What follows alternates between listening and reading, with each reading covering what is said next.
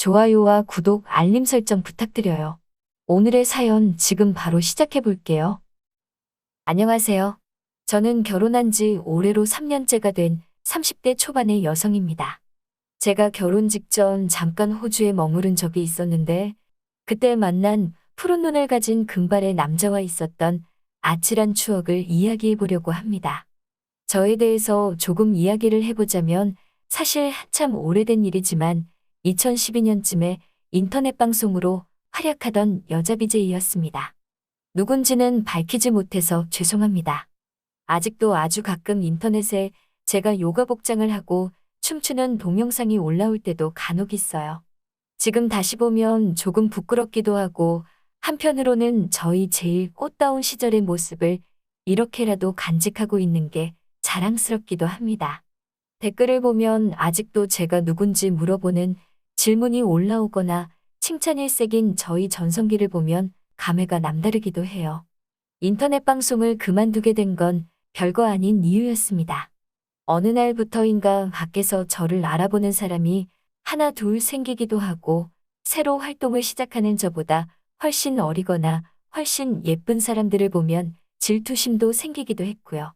사실 그렇게 유명하진 않아서 응원해 주시던 팬분들께는 죄송하지만 어느 날 갑자기 방송을 그만두어야겠다는 생각이 들어서 그만하게 되었어요. 저를 알아보던 사람들도 헤어스타일을 바꾸고 집에서 조용히 지내다 보니 시간이 지날수록 없어지기 시작했고 어느 날부터인가 저는 완전히 사람들 기억 속에서 사라지게 되었습니다. 본명도 들킨 적 없고 방송할 때 하던 화장법도 완전히 달랐기 때문에 소개팅이나 연애를 하던 남자들 중 저를 알아본 사람은 한 명도 없었습니다. 시간이 지나고 화장을 바꿔도 인터넷에서 수많은 남자들의 마음에 불을 질렀던 저희 미모나 몸매는 변함이 없었기 때문에 저를 만나고 싶어하는 남자들은 언제나 줄을 서 있었어요. 아무튼 저는 4년 전 지금의 남편을 만나 결혼을 하게 되었어요. 숨겨야 할 정도의 부끄러운 과거는 아니었지만 남편에게는 아직도 비밀로 하고 있습니다. 남편은 안정적인 직장에 다니는 평범한 회사원이었는데 단 한 가지 남들과는 다른 점이 있었습니다. 상견례 자리에서 처음 본 남편의 가족이었지요. 남편을 그대로 복사해 놓은 것 같은 남편의 아버지와 남편이랑 비슷한 점이라고는 하나도 찾아볼 수 없었던 그의 어머니였어요. 얼마나 비슷하지 않았냐면 시어머니는 금발의 푸른 눈을 가진 외국인이었습니다. 그때 처음 알게 된 남편의 가정사는 어릴 적 친어머니는 남편을 낳고 얼마 뒤 돌아가셨고 그 뒤 호주로 이민을 갔는데 그때 시아버지가 새로 만나 재혼하신 분이 지금 상견례 자리에 나와 있는 새어머니였답니다. 남편도 어린 시절 어머니를 잃은 자신을 사랑으로 키워주신 지금의 어머니가 친어머니나 마찬가지라고 설명해줬어요. 복잡한 가정사라 굳이 말하지 않았다는 남편의 설명을 듣고 상견례를 무사히 마치게 되었습니다. 어려서부터 호주에서 자라온 남편은 결혼 후에는 호주로 다시 돌아가 살기를 원했어요. 저는 한국을 벗어나 살아본 적이 없었기 때문에 무턱대고 남편의 바램대로 할 수는 없었습니다. 남편은 한국보다 훨씬 좋은 곳이라며 저를 설득했지만 생전 여행으로도 가본 적 없는 나라에서 산다는 결정을 무턱대고 할 수는 없었죠.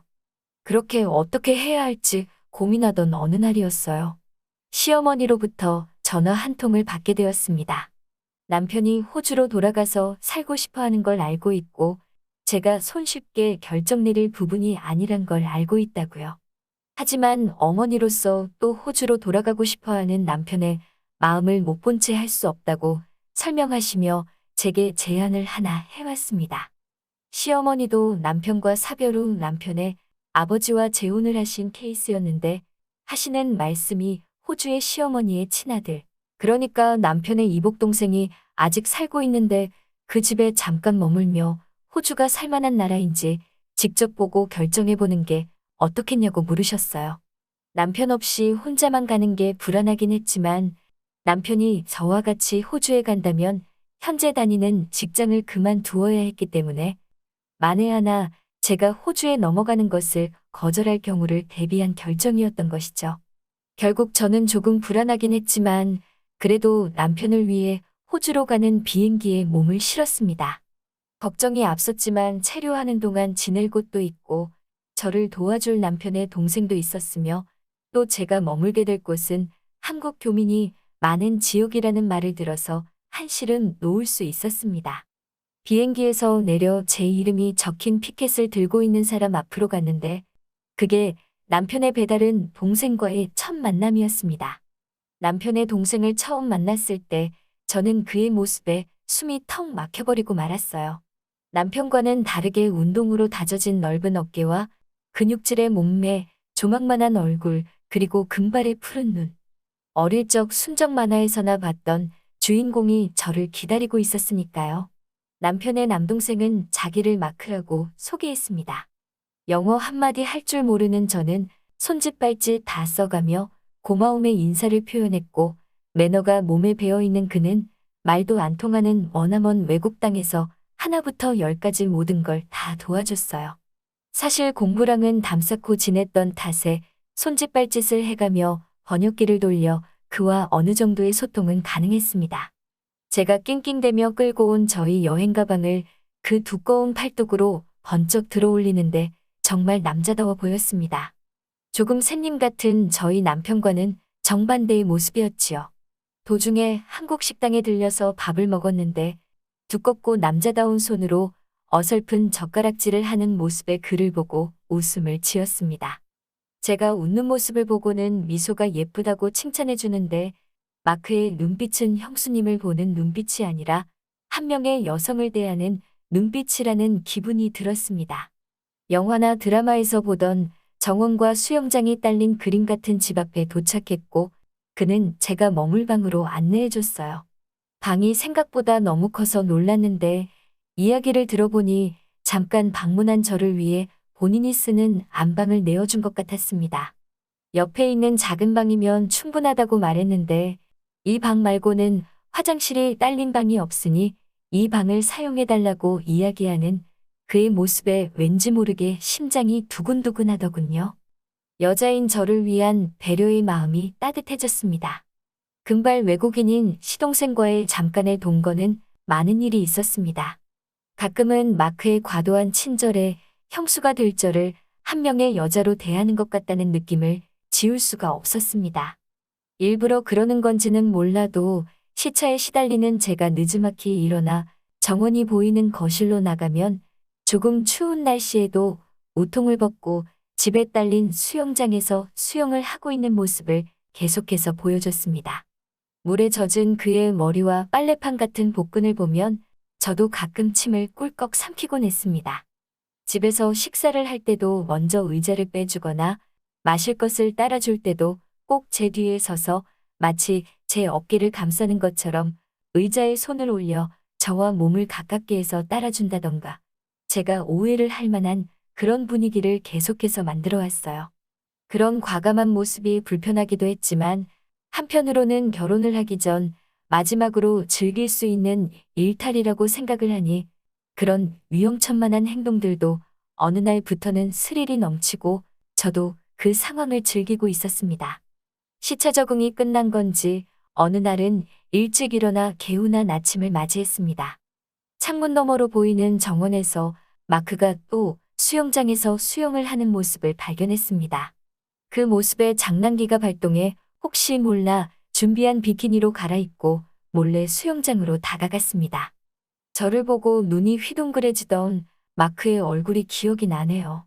한참 저를 뚫어져라 쳐다보며 얼어붙은 그에게 물을 끼얹으며 긴장한 그의 마음을 풀어줬습니다. 한참을 수영장에서 재밌게 놀고 있는데 눈 뜨자마자 준비 운동도 없이 수영장에 들어와서 그랬는지 갑자기 왼쪽 다리에 쥐가 나고 말았습니다. 소리를 지르며 다리가 아프다는 걸 온몸으로 표현하고 있는데 마크가 저 멀리서 재빠르게 헤엄을 쳐서 다가오더니 그 두꺼운 팔뚝으로 저를 번쩍 들어 수영장 벤치에 내려놓아 주었어요. 그가 나를 들고 가는 모습에 마치 제가 슈퍼맨의 품에 안긴 로이스가 된 기분이었습니다. 다리가 아프다고 남편에게 업어달라고 했을 때 채 열걸음도 가지 못하고 힘들다고 떼를 쓰던 모습과는 너무나도 달라 보여 얼굴이 빨개졌습니다.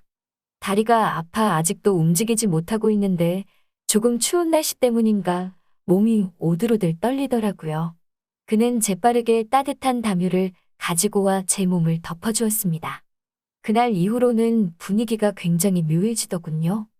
제 방에도 거리낌 없이 들어오기 시작했고 제 침대 옆에 앉아 제 눈을 바라보며 제가 잠들 때까지 말상대를 해주고 돌아갔습니다. 서로의 관계를 알고 있었기 때문에 선을 넘지는 않았지만 서로가 서로의 마음을 절제하고 있다는 느낌이 더 많이 들었습니다. 마크가 아침 일찍 자고 있는 저를 깨운 그날, 저는 도저히 호주에서 살 수 없겠다는 결심을 하게 된 사건이 터졌습니다. 웬일로 아침 일찍부터 저를 찾은 마크가 저에게 그의 차키를 넘기며 오늘은 약속이 있어 같이 있어주지 못할 것 같다며 미안하지만 혼자 보내야 할 것 같다며 사과를 해왔습니다.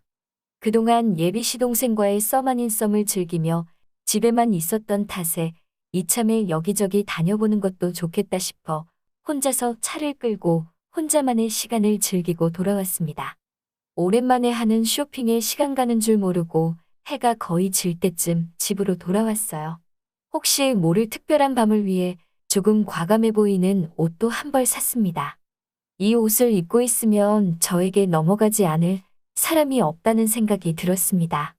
집 앞에 주차를 하고 차 뒷좌석에 던져둔 쇼핑백들을 꺼내고 있을 때였어요. 대시보드 쪽에서 무언가 발자국 소리 같은 이상한 소리가 들려왔습니다.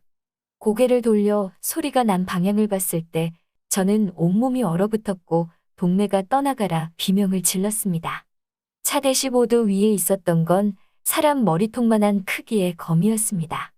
그 길다란 다리 길이를 생각하니 아직도 온몸에 소름이 돋네요. 제 비명소리를 들었는지 이를 보고 돌아온 마크가 후다닥 뛰어나오더군요. 다리에 힘이 풀려 주저앉아 있는 저를 일으켜 세우며 무슨 일이냐고 물어보는 마크에게 차 안에 괴물 같은 게 있다고 소리쳤습니다. 마크가 용감하게 차 문을 열었는데 그 커다란 거미는 엄청난 속도로 시야에서 사라지고 말았습니다. 차 밖으로 나가지 않았기 때문에 쇼핑백들을 꺼낼 엄두조차 나질 않았어요. 마크도 커다란 거미가 두려웠는지 차문을 굳게 닫고는 창문 너머로 차 앞만 살펴보고 있더라고요. 그 거미가 커다란 다리를 다시 드러냈을 때 재빠르게 짐을 빼고 차 문을 열어놨습니다. 차에서 뛰어내려 엄청난 속도로 사라지는 커다란 거미를 보고 있으니 도무지 다시 일어날 기운이 없어졌어요. 펀치맨 거미라고 설명하면서 사람을 물지 않는 겁쟁이 거미라고 설명하는데 자기도 쫄아서 차문도 못 열던 모습에 누가 진짜 겁쟁이인가 싶었습니다. 마크는 호주에서는 사람 머리통만한 거미를 보고는 저 정도 거미는 큰 것도 아니라며 가끔 화장실에서 변기를 열면 튀어나올 때도 있고 추운 날에는 가끔 뱀이 나올 때도 있다고 웃으면서 설명을 해줬습니다. 그 이야기를 들으니 호주에서 살고 싶다는 생각이 사라져버렸습니다. 공항으로 가는 차 안에서도 괜히 거미가 있을 것 같다는 기분이 들어 너무 불편했습니다.